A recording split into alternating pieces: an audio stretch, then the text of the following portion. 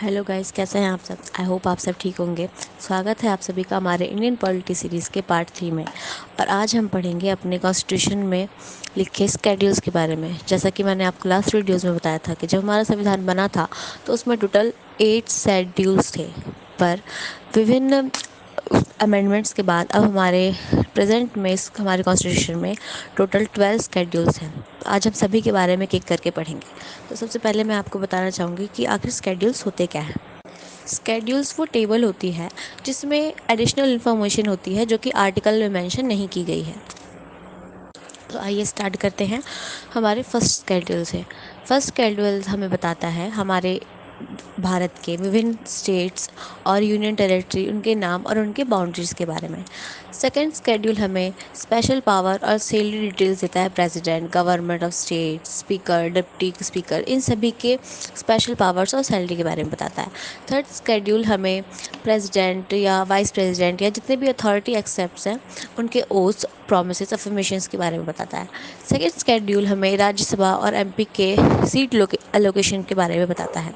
Fifth schedules हमें schedule area और schedule tribes के एडमिनिस्ट्रेशन और लॉ कंट्रोल के बारे में बताता है। सिक्स्थ स्केड्यूल हमें जितने भी हमारे असम, मेघालय, त्रिपुरा जैसे ट्राइबल एरियाज़ हैं उनके एडमिनिस्ट्रेशन और कंट्रोल लॉ के बारे में बताता है। सेवन्थ स्केड्यूल यानी सातवीं अनुसूची जो है उसमें हमें सेंट्रल गवर्नमेंट और जो स्टेट गवर्नमेंट है उनके बीच में जो शक्तियों का यानी कि पावर्स का बंटवारा है, एलोकेशन है, उसके बारे में बताता है। इसके अंतर्गत 3 सूचियाँ आती हैं।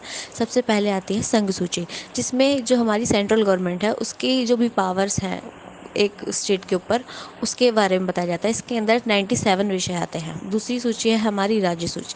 राज्य सूची हमें जो हमारी स्टेट है उसके पावर्स के बारे में बताता है। इसके अंदर 66 विषय आते हैं।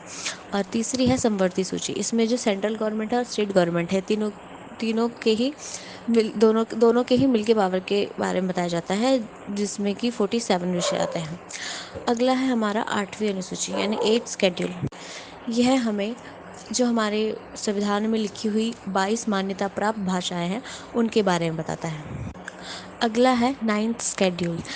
इसे हमारे सबसे पहले फर्स्ट अमेंडमेंट जो कि 1951 में हुआ था उसके द्वारा जोड़ा गया था। इसमें भूमि स्वामित्व या जो भी भूमि कर होते हैं या रेलवे उद्योगों से संबंधित जितने भी अधिनियम या आदेश शामिल हैं उन सभी के बारे में बताया गया है।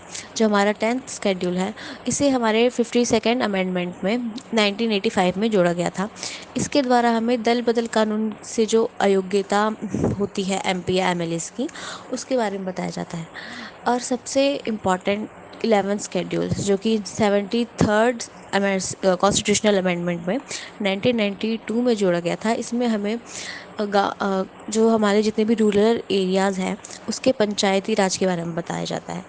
और लास्ट 12वीं अनुसूची यानी 12th स्केड्यूल हमें, जिसको कि 74th अमेंडमेंट में 1992 में जोड़ा गया था, हमें जो हमारे जितने भी वो हैं शहर हैं उसमें जो नगर निगम है उसके बारे में बताता है। और वीडियो के लास्ट में इन सभी 12 स्केड्यूल्स को याद करने की एक छोटी सी ट्रिक है। आई होप आप सभी को ये वीडियो अच्छी लगी होगी। अगर अच्छी लगी तो please like, comment and subscribe. Thank you.